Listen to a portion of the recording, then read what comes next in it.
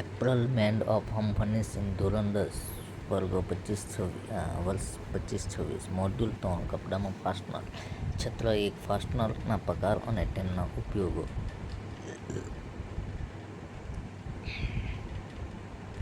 સવાલ: ફાસ્ટનર એટલે શું? જવાબ: ફાસ્ટનર એ એક એવો ક્લોઝર ભાગ છે કે જે કપડાના છિદ્રને સુરક્ષિત કરે છે.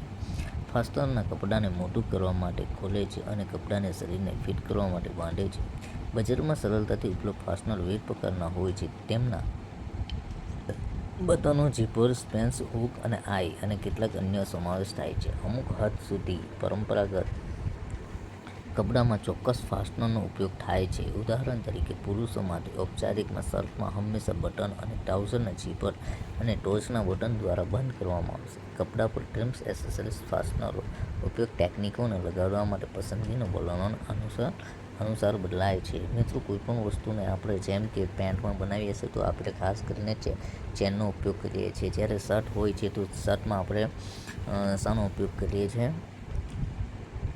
ખાસ કરીને બટનનો ઉપયોગ કરીએ છીએ. જેમ કે હવે બેગ બનાવવું હોય તો બેગમાં આપણે શાનો ઉપયોગ કરીએ છીએ? ચેનનો ઉપયોગ કરીએ છીએ. એ જ રીતે જેકેટ આપણે બનાવીએ છીએ તો જેકેટમાં શાનો ઉપયોગ કરીએ છીએ? તો ચેનનો ઉપયોગ કરીએ છીએ. જેમ કે ફાઇલો બનાવીએ છીએ, ફાઇલોમાં શાનો ઉપયોગ કરીએ છીએ?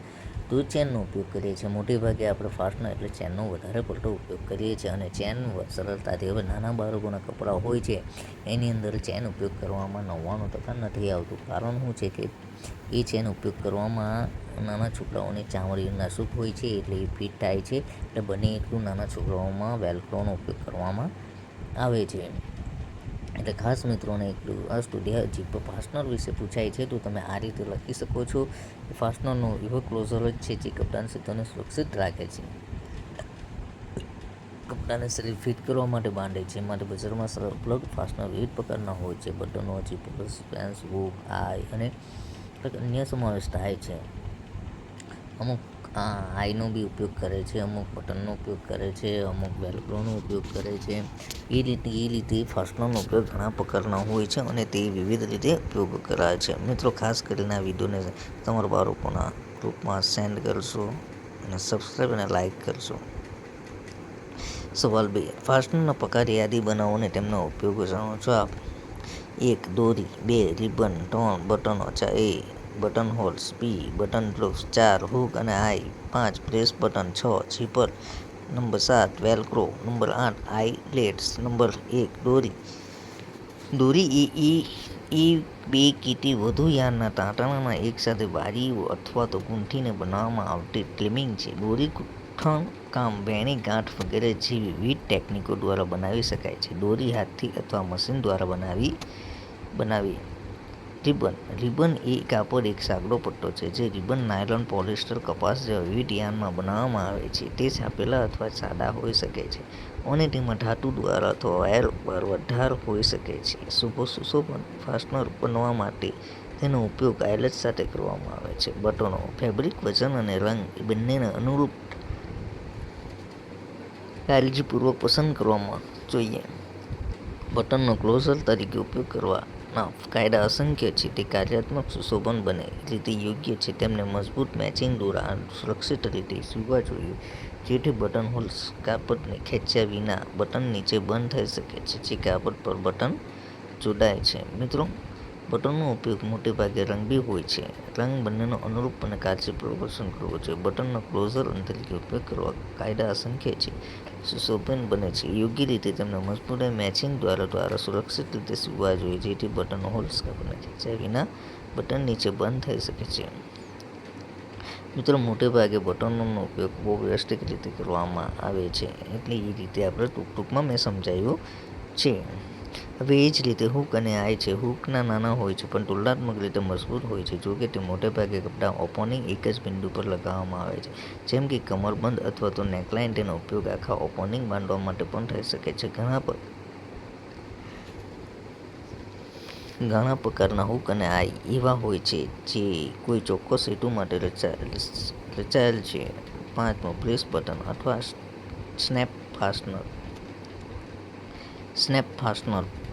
પ્રેસ બટન અથવા સ્નેપ ફાસ્ટનર એ એક પ્રકારના નાના ફાસ્ટનર છે જેમાં હૂક અને આઈ કરતાં પકડ ઓછી હોય છે. જ્યાં ખુલ્લા ભાગમાં ખુલ્લા ભાગ પર વધુ ખેંચાણ ન હોય ત્યાં એનો ઉપયોગ કરવામાં આવે છે. પ્રેસ બટન મિત્રો એ શર્ટમાં ઉપયોગ થાય છે, જેમ કે શર્ટમાં ઉપયોગ જેમાં કે બટનથી કરીને પ્રેસ લગાવવામાં આવે છે. એ પ્રેસને તરત જ ખુલી જાય છે, એટલા બહુ મજબૂત તો હોય નહીં, પણ ફેશન માટે એ સારું લાગે છે અને વસ્તુ લે છે. હૂક અને આઈ વધારે પડતા આની અંદર ઉપયોગ થાય છે. હૂક અને આઈ બ્લાઉઝની અંદર વધારે પડતો ઉપયોગ થાય છે અને બહુ વ્યવસ્થિત રીતે ઉપયોગ પણ કરવામાં આવે છે મિત્રો. હવે ઝીપર એક પ્રકારનું ફાસ્ટનર છે જે ધાતુ અથવા નાયલોનની સાકરથી બનેલો હોય છે. નાયલોન સાકર વજનમાં હળવી અને ધાતુની સાકર કરતાં વધુ સ્થિતિસ્થાપકતા હોય છે. વેલ્ક્રો વ્યક્તિ નાના અને ફાસ્ટનર ઉપરાંત ટેપના સ્વરૂપમાં ફાસ્ટનર પણ છે જે સીવી શકાય છે અથવા ચોંટાડી શકાય છે. સીવેલા વેલ્ક્રો કપડાં અને સોફ્ટ ફર્નિચર બંને માટે આદર્શ છે.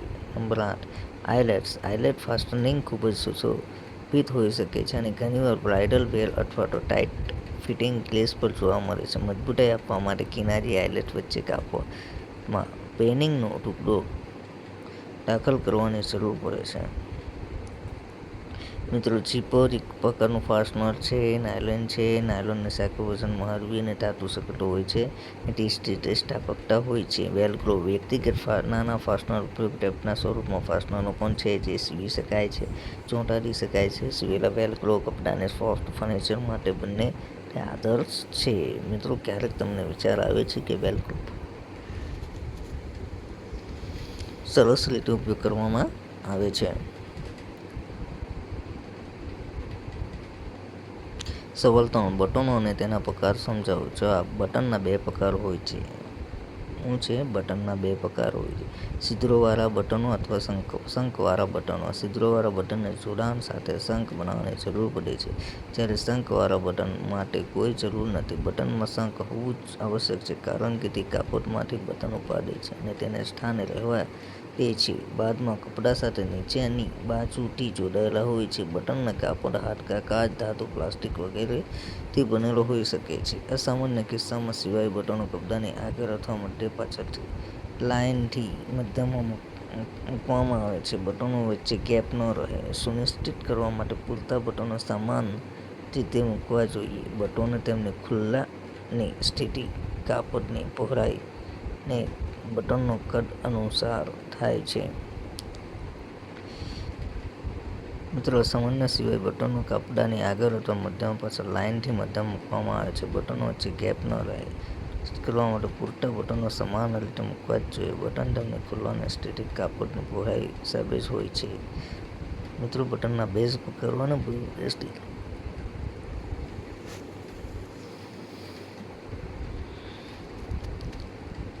મિત્રો આ વિડીયોને શેર કરજો, લાઈક કરજો અને સબસ્ક્રાઈબ કરજો પ્લીઝ. વિડીયોને સ્કીપ ન કરો, પૂરેપૂરો વિડીયો જોજો, જેનાથી આ વિડીયો મને પણ થોડો ફાયદો મળે છે. મિત્રો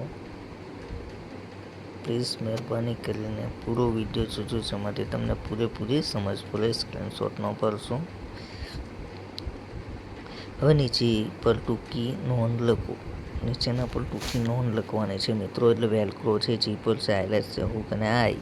જવાબ: વેલ્ક્રો વ્યક્તિગત નાના ફાસ્ટનર ઉપરાંત ટેપના સ્વરૂપમાં ફાસ્ટનર પણ છે જે સીવી શકાય છે અથવા ચોંટાડી શકાય છે. સીવેલા વેલ્ક્રો કપડાં, સોફ્ટ ફર્નિચર બંને માટે આદર્શ છે, જ્યારે સ્ટીક-ઓન વિવિધતાનો ઉપયોગ બારીઓ પર વાંસવા માટે, પડદાઓને મેટ અને પ્લાય ઠીક કરવા માટે થઈ શકે છે. વેલ્ક્રો બે પટ્ટીઓ બનેલો હોય છે. એકમાં ફ્લાયમેન ફાઇબર જાળી હોય છે અને બીજામાં જાળીદાર પ્લાસ્ટિકનું હૂકનું બાંધકામ હોય છે. મિત્રો તમને જેટલું આપેલું છે તેમાંથી ટૂંકી નોંધ લખવા કીધી છે, એટલે આખું ન લખે તો વાંધો નહીં. એને 3 થી 4 લીટીમાં પણ લખી શકો છો, પરંતુ મેં તમને એટલા માટે લખી આપ્યું છે કે ધારો કે તમે થોડું બી વાંચીને થોડું યાદ રહેશે તો તમે આરામથી પાસ થઈ જશો. ને મોસ્ટ વેલકમ વેલ્ક્રો વિશે પૂછાય જ છે, એટલે આઈએમપી કરી જ નાખશો. વેલ્ક્રો છે, ઝીપર છે, ફાસ્ટનર છે, આટલા વસ્તુ વિશે 100% પૂછાય છે. બોર્ડની પરીક્ષામાં પણ પૂછાય છે મિત્રો, એટલું ખાસ ધ્યાન રાખશો.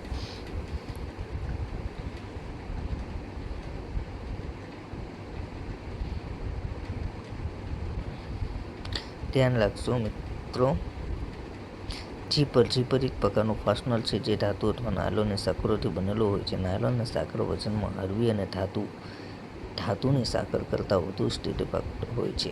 વિવિધ લંબાઈ, રંગો, સામગ્રી ઘણા પ્રકારનો ઉપલબ્ધ છે, પરંતુ તે બધા 5 શ્રેણીઓમાંથી એકમાં આવે છે: સ્કર્ટ અથવા પેન્ટ ઝિપર્સ, મેટલ અથવા જીન્સ ઝિપર્સ, આદર્શ ઝિપર્સ, ખુલ્લા અંતરવાળા ઝિપર્સ અને સુશોભન ઝિપર્સ. મિત્રો, ખાસ કરીને ઝિપર એક પ્રકારનું ફાસ્ટનર છે જે બહુવ્યસ્તિક છે. ઝિપર એટલે પેન્ટમાં ખાસ કરીને લગાવવામાં આવે છે.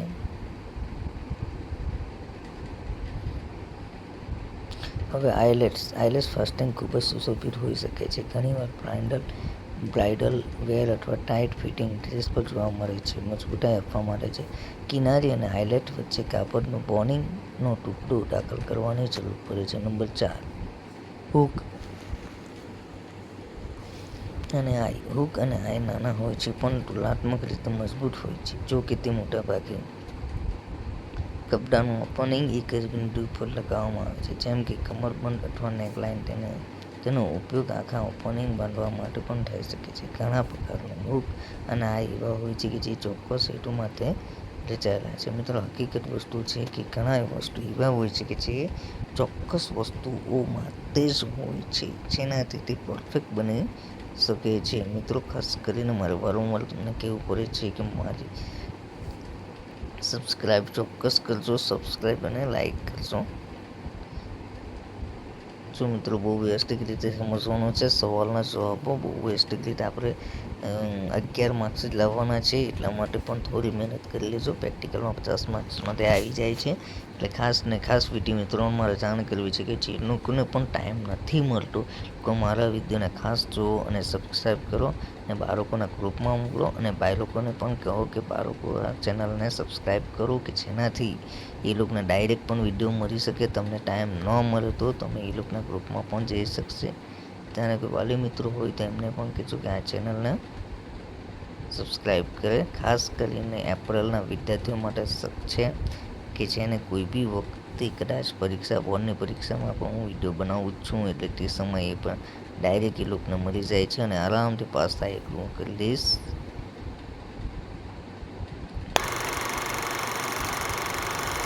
શુભ લાભ. ધન્યવાદ. વિડીયો જોવા બદલ આભાર.